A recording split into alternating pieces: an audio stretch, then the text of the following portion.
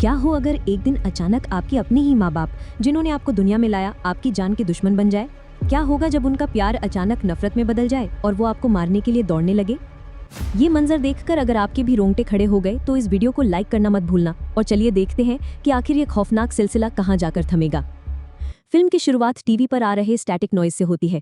अगले ही पल सीन एक माँ पर शिफ्ट होता है जो अपनी कार में रेडियो पर गाना सुन रही है और फिर अचानक वो औरत बिना कुछ सोचे समझे कार से उतर जाती है और अपने बच्चे को अंदर ही छोड़ देती है। वो जानबूझकर अपनी कार को रेलवे ट्रैक के बीचों बीच रोकती है और अपने बेटे को मरने के लिए छोड़कर चली जाती है। इस फिल्म में हम कार्ली और जॉश की फैमिली पर फोकस करेंगे, जिसमें उनके पिता ब्रेंट और माँ केंडल हैं।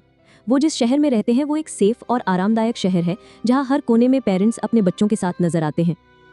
कार्ली के घर पर उसकी फैमिली हमेशा सुबह साथ में ब्रेकफास्ट करती है। ब्रेकफास्ट करते समय कार्ली के पेरेंट्स टीवी पर एक न्यूज़ देखते हैं जिसमें एक कार के ट्रेन से टकराने की खबर आ रही होती है। लेकिन कार्ली को इस न्यूज़ से कोई फर्क नहीं पड़ता। वो अपने पेरेंट्स से पूछती है कि क्या आज रात उसका बॉयफ्रेंड घर आ सकता है। उसके पेरेंट्स मना कर देते हैं और कहते हैं कि आज रात उसके ग्रैंड पेरेंट्स भी आने वाले हैं। इसके बाद उसकी माँ उसे स्कूल छोड़ने जाती है।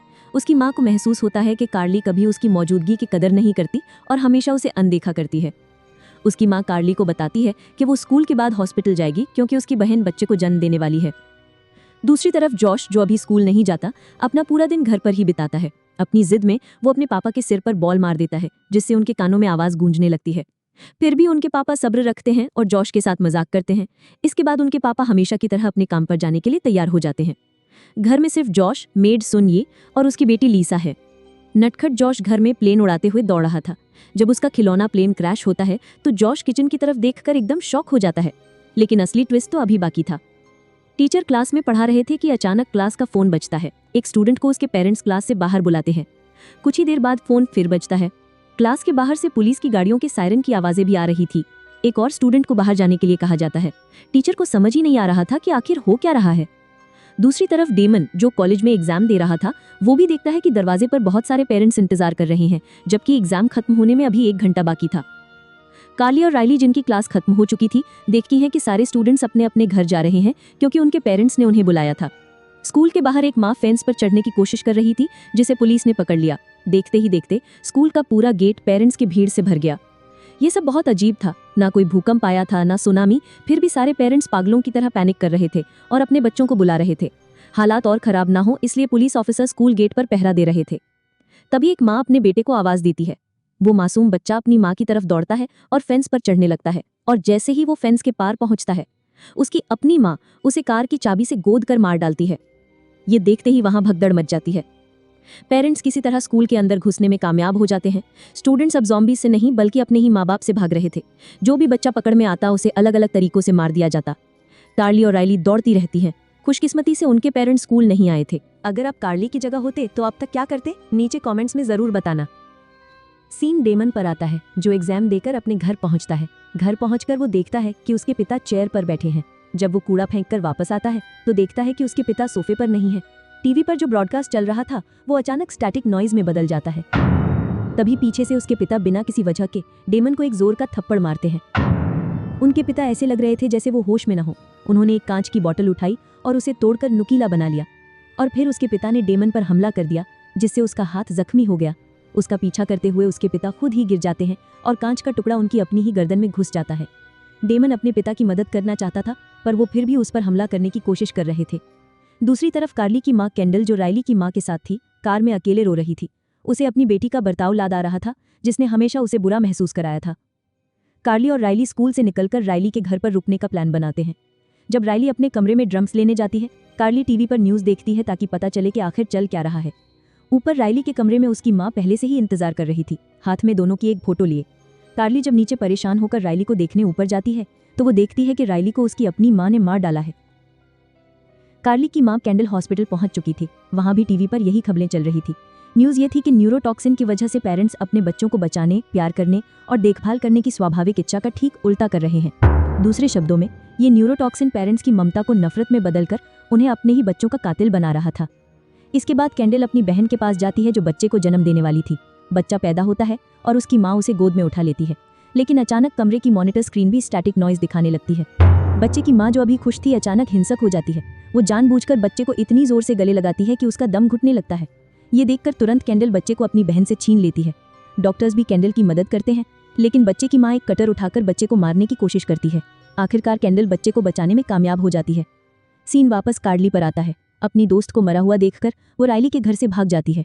थोड़ी दूर पर वो एक पिता को देखती है जो बेसबॉल बैट से अपने बेटे को मारकर खड़ा है।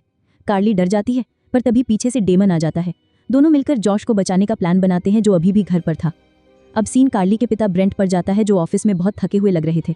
उसी पल ऑफिस का टीवी भी स्टैटिक नॉइज दिखाने लगता है और ब्रेंट जोर से चिल्ला उठता है। हॉस्पिटल में एक नर्स आकर बताती है कि उसकी बहन को दवा दे दी गई है और वो अब शांत है। नर्स बच्चे को वापस मांगती है, लेकिन कैंडल मना कर देती है। आखिरकार वो बच्चा हॉस्पिटल को दे देती है। नर्सरी रूम का मंजर और भी डरावना था। वहाँ कई पेरेंट्स अपने नवजात बच्चों को घूर रहे थे, खुशी से नहीं बल्कि उन्हें मारने की नीयत से। डेमन और कार्ली जब घर के बाहर पहुंचते हैं, अंदर जाने पर सुनी किचन का फर्श साफ कर रही थी। कार्ली सीधे पूछती है कि जॉश कहाँ है। सुनी बताती है कि जॉश अपने कमरे में है। तभी कार्ली की नज़र उस पोछे पर पड़ती है जिसे सुनी निचोड़ रही थी। वो खून से लथपथ था। ये साफ था कि सुनी ने अपनी ही बेटी लीजा को इसी किचन में मार डाला था। कार्ली डर के मारे सुनी को घर से बाहर भगा देती है। कार्ली तुरंत ऊपर अपने भाई जॉश के पास जाती है। जॉश बताता है कि उसने सनी को लीसा का मर्डर करते देख लिया था और तब से वो छिपा हुआ है। नीचे डेमन को कार्ली के पिता घर में देखकर चौंक जाते हैं। ब्रेंट गुस्से में चिल्लाने लगते हैं, जिसकी आवाज़ ऊपर तक आती है। जैसे ही जॉश अपने पिता के सामने आता है, ब्रेंट उन दोनों का पीछा करने लगता है। डेमन उसे रोकता है तो ब्रेंट उसे मारता है।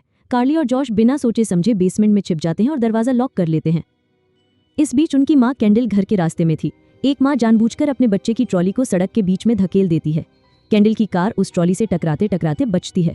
घर पहुंचकर कैंडल अपने पति को जमीन पर पड़ा देखती है और उसे होश में लाती है। अब दोनों पेरेंट्स मिलकर अपने बच्चों को मारने की तैयारी करते हैं। कैंडल बेसमेंट के बाहर से कार्ली और जॉश को बाहर आने के लिए मनाती है, लेकिन कार्ली मना कर देती है और अपनी माँ को घर से जाने के लिए कहती है। ये सुनकर ब्रेंट गुस्से से पागल हो जाता है। इसके बाद कैंडल ड्रिल मशीन और चाकू ले आती है। दरवाज़ा मजबूत होने की वजह से ड्रिल काम नहीं करती। ब्रेंट अपनी गन लाने जाता है, जो उसने बिस्तर के नीचे रखी थी, पर गन गायब थी। तभी कार्ली की माँ की चीख सुनाई देती है। दरअसल जॉश ने चुपके से वो गन ले ली थी और दरवाजे के पार से गोली चला दी थी, जो उसकी माँ के हाथ में लग गई। जब कैंडल अपने घाव पर पट्टी कर रही थी, ब्रेंट एक नया और ज्यादा खतरनाक प्लान बनाता है। वो बेसमेंट में गैस छोड़कर बच्चों का दम घोटने की कोशिश करते हैं। जब कैंडल गैस का होज खींच रही थी, उसे कूड़ेदान से बदबू आती है। देखने पर पता चलता है कि उसमें लीसा की सड़ती हुई बॉडी है। ब्रेंट गैस चालू कर देता है और दरवाजे के हर छेद को बंद कर दिया जाता है। कार्ली अपनी उंगली दरवाजे के छेद से बाहर निकालकर देखती है कि क्या हो रहा है और उसकी माँ तुरंत उस छेद में चाकू घोंप देती है। अब पेरेंट्स दरवाजे के बाहर अपने बच्चों के चीखने का इंतजार करने लगते हैं। तभी कार्ली को एक वेंट दिखता है जिससे वो बचकर निकल सकते थे। निकलने से पहले वो माचिस से एक ट्रैप बनाती है। प्लान ये था कि जब उसके पेरेंट्स दरवाजा खोलेंगे तो माचिस रगड़ खाकर जल जाएगी और गैस की वजह से धमाका हो जाएगा। ट्रैप लगाने के बाद वो वेंट में घुस जाते हैं और जोर जोर से खांसने लगते हैं। जैसे ही दरवाजा खुलता है, माचिस का ट्रैप काम कर जाता है और बेसमेंट से आग का गोला निकलता है, जो ब्रेंट को अपनी चपेट में ले लेता है। कैंडल बेहोशी से उठती है और अपने बच्चों को ढूंढने लगती है। कार्ली के छत से नीचे उतरने पर आवाज होती है और उसकी माँ उसे देख लेती है। कार्ली खुद को अपने कमरे में बंद कर लेती है, लेकिन कैंडल अंदर घुस जाती है। कार्ली अपनी माँ के हाथ पर जख्म वाली जगह पर काट लेती है। तभी डेमन भी जाग जाता है और कार्ली की मदद करने की कोशिश करता है। कुछ देर बाद अलमारी से आवाज आनी बंद हो जाती है। उन्हें लगता है कि कैंडल ने हार मान ली है। तभी कैंडल एक टूटे हुए कोट हैंगर के साथ बाहर निकलती है और उसे डेमन के गाल में आर पार घुसा देती है। कार्ली और जॉश भागते हैं तो उनका सामना अपने पिता से होता है। तभी घर की डोरबेल बजती है। कैंडल को याद आता है कि आज रात कार्ली के ग्रैंड पेरेंट्स आने वाले थे। ब्रेंट दरवाजा खोलता है और उसके पिता यानी कार्ली के दादा उसके चेहरे पर पेपर स्प्रे मारते हैं और चाकू से उस पर हमला करते हैं। फिर भी ब्रेंट जॉश का पीछा करता है। जॉश घबराकर अपने पिता की पसंदीदा कार में छिप जाता है। दादा अपने बेटे को मारने पर तुला था। कार्ली की माँ अपने पति को बचाने की कोशिश करती है। कार्ली बाहर भागती है और उसकी माँ उसका पीछा करती है। जैसे ही वो कार्ली को मारने वाली होती है, पीछे से उसकी दादी उसे बचाने की कोशिश करती है।